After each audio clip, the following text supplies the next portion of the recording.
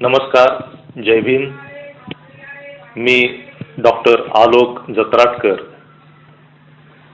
Doctor Babasaheb Ambedkar, Shahu Maharaj आणि महात्मा फुले यांच्या विचारांचा अभ्यासक म्हणून मी काम करत असतो. आज डॉक्टर बाबासाहेब आंबेडकर यांचा महापरिनिर्वाण दिन आहे आणि या निमित्तानं बाबासाहेबांच्या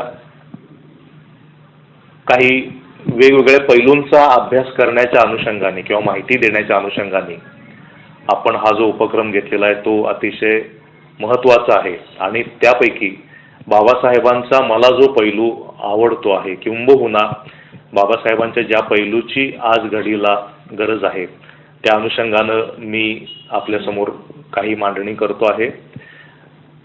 बाबासाहेबांचा आजच्या, खरं तर बाबासाहेब हे आजच्या काळामध्ये पूर्णांशानं प्रस्तुत अशा पद्धतीचे आहेत. आज आपण पाहतो की कोणत्याही विषयाच्या संदर्भामध्ये जर काही चर्चा सुरू झाली देशामध्ये किंवा जागतिक स्तरावर, तर त्या अनुषंगाने बाबासाहेबांनी काय मत प्रतिपादन केलेलं आहे याचा वेध घेतला जातो. याचं कारण असं की बाबासाहेबांनी असं एकही क्षेत्र सोडलेलं नाही की ज्याच्यावरती त्यांनी त्यांची अभ्यासपूर्ण मतं ही दिलेली नाहीत आणि अत्यंत निरलसपणानं आणि पूर्णपणे संशोधन स्वरूपामध्ये त्यांनी त्यांची ही मतं दिलेली आहेत, सप्रमाण सादर केलेली आहेत. आणि बाबासाहेबांच्या या मतांचा आजही आदर केला जातो. याचं कारण त्यांचा हा अभ्यास आणि संशोधन. बाबासाहेबांचा हाच गुण मला वाटतं की आजच्या पिढीनं आत्मसात करण्याचा आहे. बाबासाहेबांनी केलेला अभ्यास, शिक्षणासाठी त्यांनी मांडलेला महायज्ञ म्हणणं खरं तर गैर लागू आहे, मात्र त्यांनी शिक्षणासाठी जो खटाटोप केला, जे अथक परिश्रम केले आणि आजन्म विद्यार्थीपणाचं एक महत्त्वाचं उदाहरण म्हणून आपण बाबासाहेबांच्या संपूर्ण जीवन कार्याकडे पाहू शकतो. सतत अभ्यास, सतत ज्ञानाची साधना हे बाबासाहेबांचे अतिशय महत्त्वाचे गुण होते आणि जे आजच्या पिढीसाठी आणि येथून पुढं येणाऱ्या पिढ्यांसाठी सुद्धा निरंतर मार्गदर्शक स्वरूपाचं आहे. एक तर संपूर्णपणे विषमता पूर्ण परिस्थितीमध्ये बाबासाहेबांचा जन्म, दलित, वंचित, शोषित समाजामध्ये जन्मलेले बाबासाहेब, अस्पृश्य घराण्यामध्ये जन्मलेले बाबासाहेब, तत्कालीन परिस्थितीमध्ये ज्याला स्पर्शही करणं पाप मानलं जात होतं, अशा परिस्थितीत जन्मलेले बाबासाहेब, त्यांनी तशा विपरीत परिस्थितीमध्ये त्यांचे वडील रामजी बाबा यांच्या मार्गदर्शनाखाली ज्या पद्धतीनं शिक्षण घेतलं, स्वतःला त्यांनी ज्या पद्धतीनं ग्रूम केलं, ही गोष्ट आज खरं तर मागं वळून पाहताना खरंच स्तिमित करणारी आहे. आणि प्रचंड कष्ट त्यासाठी त्यांनी घेतले. त्यामध्ये मग त्यांना महाराजा सयाजीराव गायकवाड असतील, कोल्हापूरचे राजर्षी शाहू महाराज असतील, यांनी मदत केली. मात्र ही मदत केल्यानंतर सुद्धा ती मदत सिद्ध करण्याची जी पात्रता आहे, प्रज्ञा आहे, ती बाबासाहेबांनी स्वतःमध्ये विकसित केली.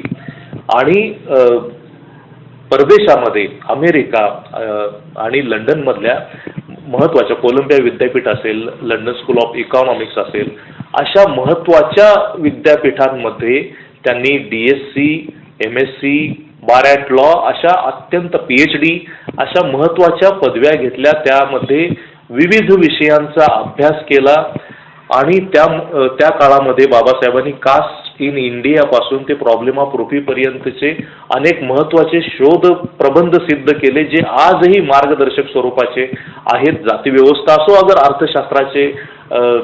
अर्थशास्त्राशी संबंधित कोणतीही समस्या असो, त्या समस्यांवरती उपाययोजना देण्याचं काम हे शोध प्रबंध आजही करताहेत. या पुढे जाऊन बाबासाहेबांनी भाषाज्ञानी म्हणून सुद्धा स्वतःला विकसित केलेलं आहे.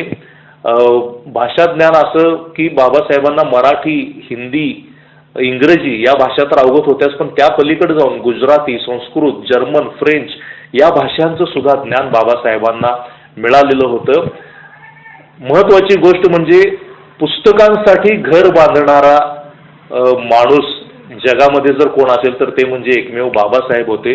बाबासाहेबांच्या संग्रहामध्ये 25,000पेक्षा विविध विषयांवरचे ग्रंथ होते आणि ते ग्रंथ त्यांनी वाचलेले असायचे. त्यांची पारायणे सतत चालायची.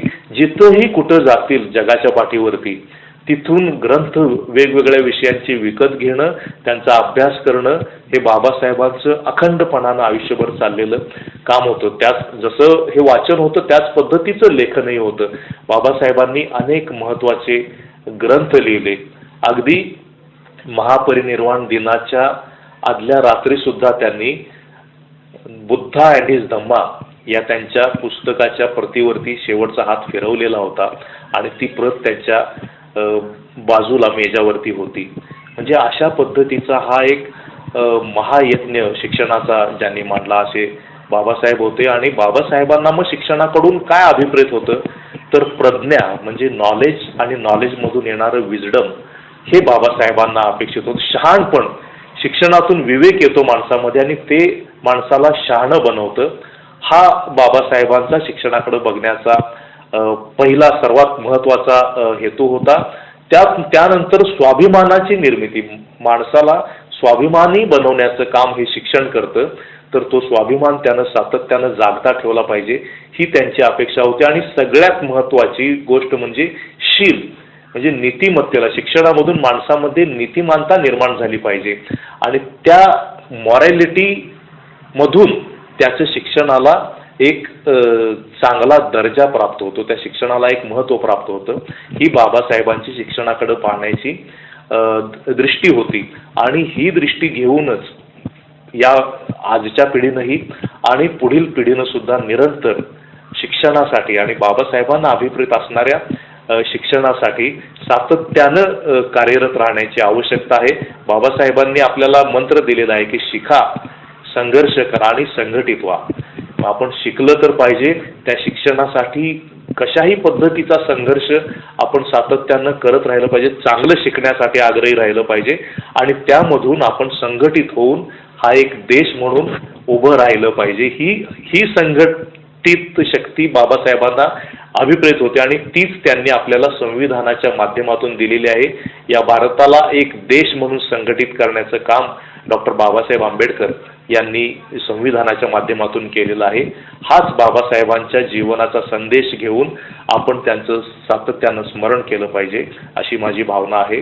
पुनश्च एकदा बाबासाहेबांच्या महापरिनिर्वाण दिनाच्या निमित्तानं त्यांच्या स्मृतींना मी अभिवादन करतो आणि त्यांच्या याच स्मृती आणि संदेश घेऊन आपण यापुढील काळामध्ये काम करूया अशी आपल्याला विनंती करतो, आवाहन करतो आणि थांबतो.